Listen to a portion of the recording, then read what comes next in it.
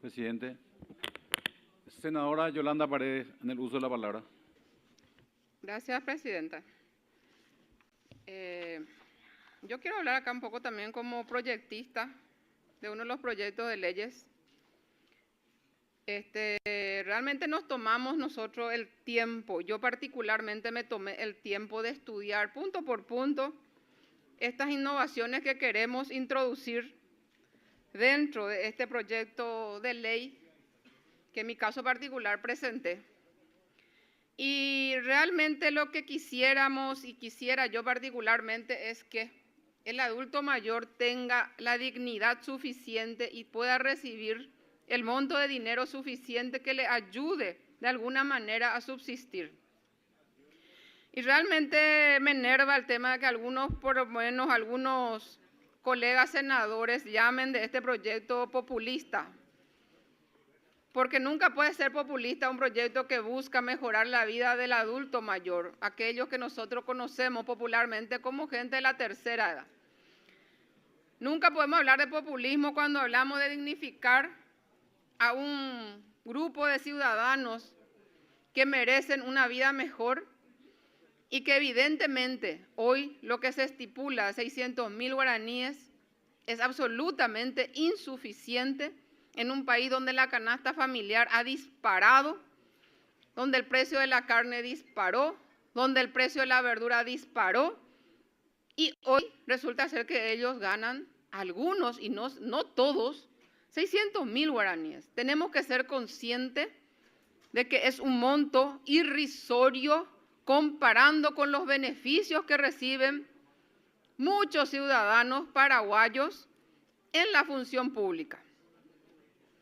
A mí me llamó la atención el hecho que el Ministerio de Economía no se haya tomado el tiempo suficiente para el estudio con responsabilidad de este proyecto de ley, de los proyectos de ley, porque hay 4 proyectos de leyes.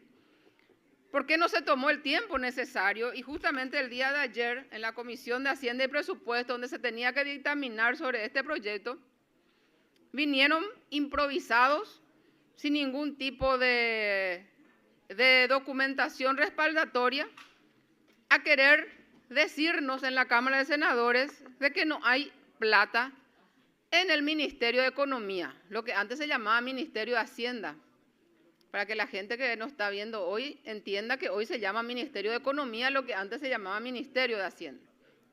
Resulta ser que ayer vinieron y nos dijeron sencillamente no hay plata. Bueno, que no hay plata ya todos sabemos. Sabemos que el Estado paraguayo es un Estado quebrado. De por y la plata más verá.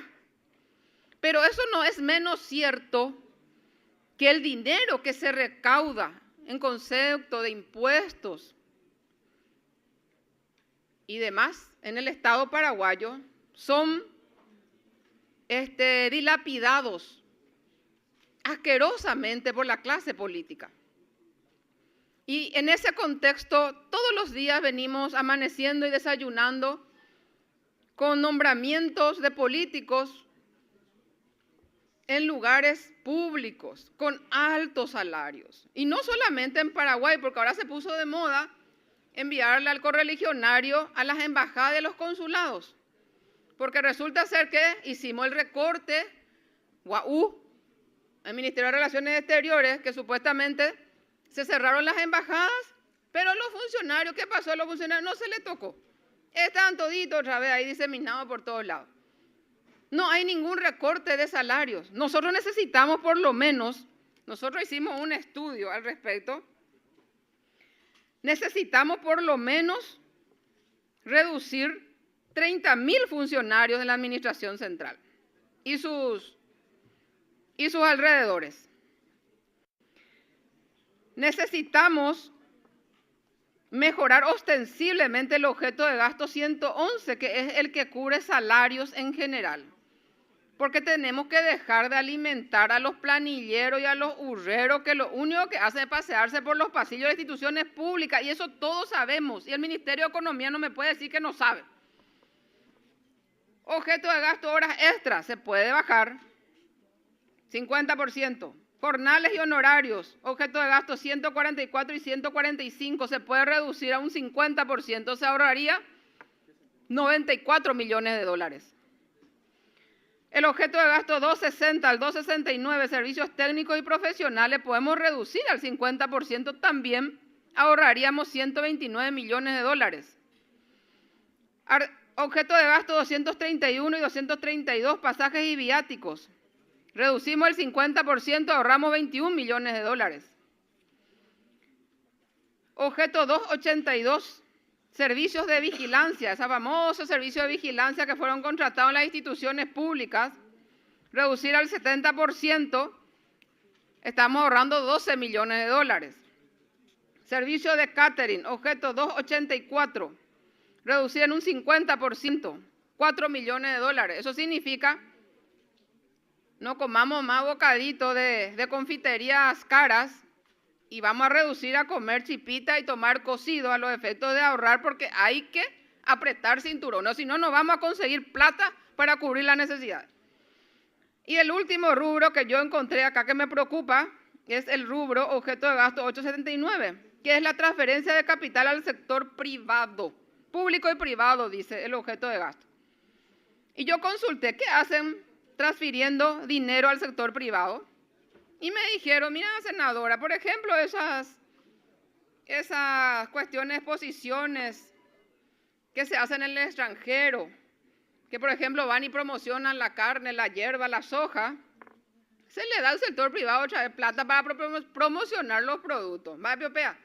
No hay plata para el adulto mayor, pero sí tenemos plata para pagar los pasajes, comprar el bocadito y promocionar los productos de los empresarios que bien tienen dinero para cubrir esos gastos de su bolsillo. O me van a decir que no tienen en la UIP, por ejemplo, dinero para pagar su pasaje y para cubrir un evento internacional en Europa. O sea, somos generosos con la plata ajena. Y en esto tiene mucha responsabilidad el presidente de la República, porque él es el administrador del dinero público. Él es el que actúa como administrador del dinero público y es el que tiene que ajustar los cinturones y tiene que decirle a los ministerios, mire señores, terminó el carnaval, ajustemos cinturones porque necesitamos plata para la gente de la tercera edad. Y ahí vamos a encontrar plata, Así con ese estudio que yo hice, punto por punto, objeto de gasto, así yo quería trabajar con el Ministerio de Hacienda. Y decirle a ellos, bueno, ¿qué tal si reducimos acá, apretamos acá, bajamos 20%, 30%, ¿cuántos millones de dólares ahorramos? 50 millones, 70 millones. Así pues tenemos que trabajar en una comisión de trabajo y así tenemos que buscar el dinero que es necesario para cubrir esta pensión de tercera edad. Entonces ahí está la responsabilidad y la voluntad política que nosotros necesitamos.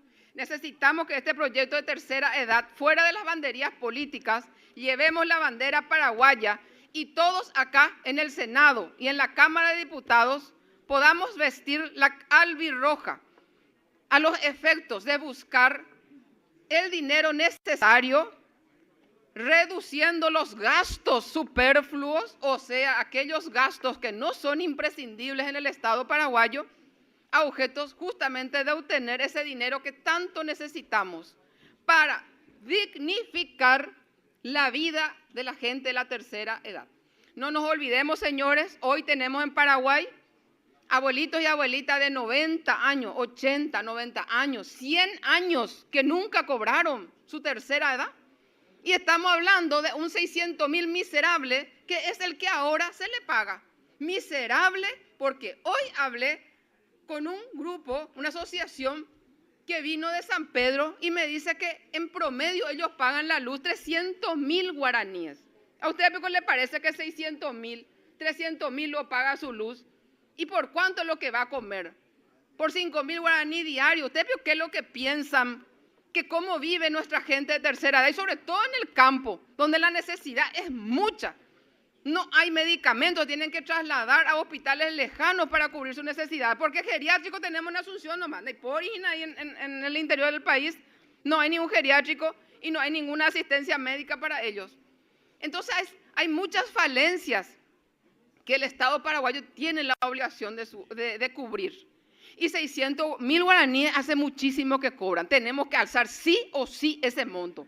Inventar, si no existe, inventemos. Pero no puede permanecer más 600.000 guaraníes en una economía donde todo está por el aire.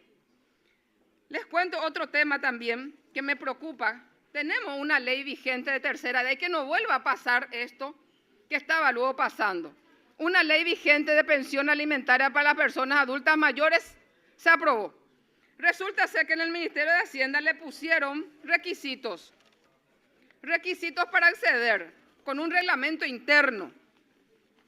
Y le pone requisitos: contar con la aplicación de la ficha hogar, de cuyo resultado surja el rango de índice de calidad de vida, que lo califique en situación de pobreza, cuya vigencia es de 5 años. ¿Se pueden callar, por favor? No me puedo concentrar, es muy difícil, presidente. Si no les interesa el tema, se pueden retirar. Respeten, colegas. A mí me preocupa por qué en la institución esta del Estado pusieron que se tiene que completar una ficha hogar donde dice y donde tiene que cumplir el índice de calidad de vida. Él les dice el índice de calidad de vida, que tiene que tener una ladera, un freezer, un techo de zinc, un techo de teja. ¿Qué significa índice de calidad de vida? Porque nadie entiende nada. Porque yo pregunté a varias comunidades, nadie entiende por qué ña María tiene tercera edad y ña Juana no tiene tercera edad. O sea, que hay muchas trampas que acá se hacen a lo largo y a lo ancho y siempre se hicieron. Sin contar los famosos censos. Sin contar los famosos censos que las municipalidades politizan asquerosamente. Donde si vos sos de su signo político, vos tenés tercera edad. Pero si vos sos conchera, como dicen la gente, o mía conchera, y la niña me es chupecuera, ese nunca accede a la tercera edad. Tiene 80, tiene 90, presentó 20 mesas de entrada, tiene de la municipalidad, no le hacen caso. 20 entradas acá en el Ministerio de Hacienda en aquella época, no le hacen caso. Por eso tenemos que eliminar el censo. Ya no da más esto de tener que dar atribuciones a las municipalidades para que utilicen, politicen y con ello denigren al ciudadano paraguayo. Otro requisito que se ocurrió al ministerio poner como requisito: no estar en cumplimiento, tener pendiente una sentencia condenatoria firme y ejecutoriada. ¿Y dónde está la presunción de inocencia? O sea, si una abuela tiene un proceso penal, directamente ellos ya le excluyen. O sea que o sacamos una ley que realmente acá tenga vigencia y se cumpla, y que no sea hoy el Ministerio de Desarrollo Social que nos saque mañana un reglamento denigratorio otra vez del ciudadano paraguayo de la tercera edad. Ojalá, porque nosotros sí vamos a controlar. Yo sí voy a controlar esta vez que se cumpla la ley. Señores, busquemos el dinero donde sea necesario. Yo hoy solicito, como no hay dictamen de comisión de presupuesto, de Hacienda y Presupuesto, que hoy nos constituyamos en comisión y podamos dictaminar al respecto de este proyecto de ley. No más dilatar. Años de espera tienen nuestros abuelos y nuestras abuelas esperando el reconocimiento de la clase política de los derechos inherentes que tiene como ser humano. Constituyámonos en comisión, dictaminemos y saquemos esta ley de una vez por todas para el beneficio de la ciudadanía, aquella clase más vulnerable y que está pendiente de nuestras acciones. Entonces, esa es mi moción concreta, presidente. Gracias.